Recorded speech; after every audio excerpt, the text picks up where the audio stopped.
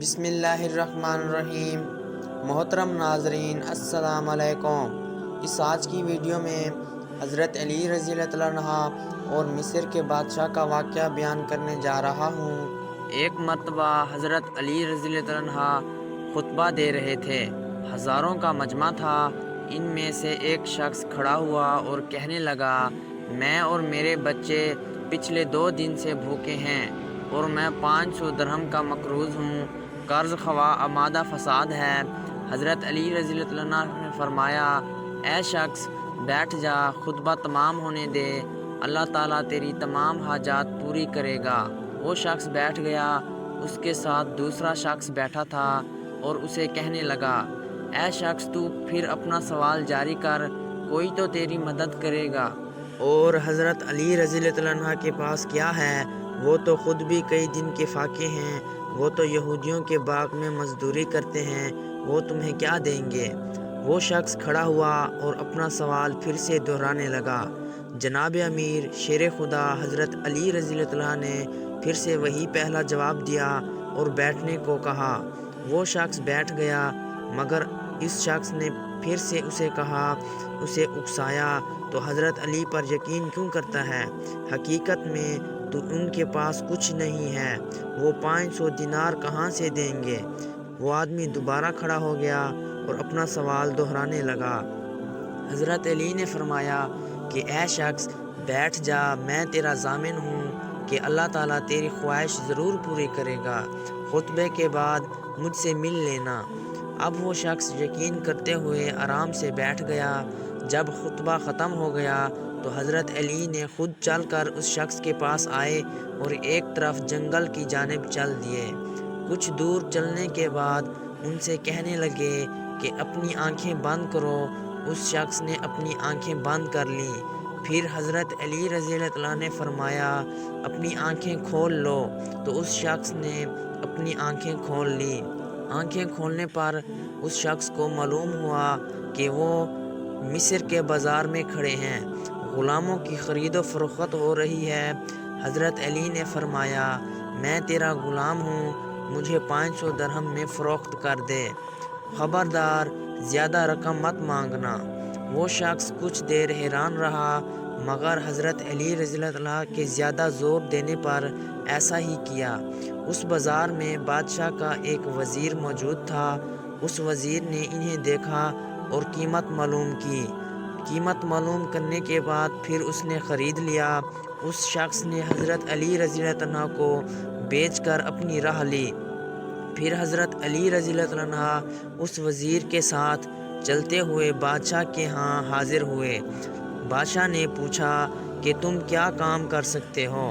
حضرت علی رضی اللہ عنہ نے فرمایا، میں ہر کام کر سکتا ہوں۔ بادشاہ بہت خوش ہوا اور کہنے لگا کہ ہر سال ایک اژدہا یعنی سانپ یہاں آ جاتا ہے اور کئی لوگوں کو نگل جاتا ہے، تم کس طرح اسے ہلاک کر دو۔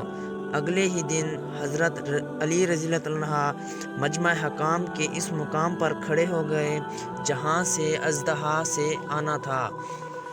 آپ نے دیکھا کہ بہت بڑا اژدہا پھنکاریں مارتا ہوا آ رہا ہے، لوگ خوف سے کمزور پڑ گئے ہیں۔ آپ نے انہیں حوصلہ دیا اور خود آگے بڑھے۔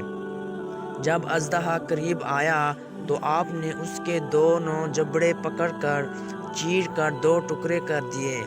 لوگوں کو اس سے اطمینان ہوا مگر حیرت بھی ہوئی۔ بادشاہ بہت خوش ہوا کہ تم نے بہت بڑا کام کیا ہے۔ ایسا ہی ایک اور کام ہے، اور وہ یہ ہے کہ جب بھی دریا چڑھ آتا ہے تو شہر میں داخل ہو جاتا ہے اور آبادی کا بہت بڑا نقصان کرتا ہے، کسی طرح یہ رک جائے اور شہر میں داخل نہ ہو۔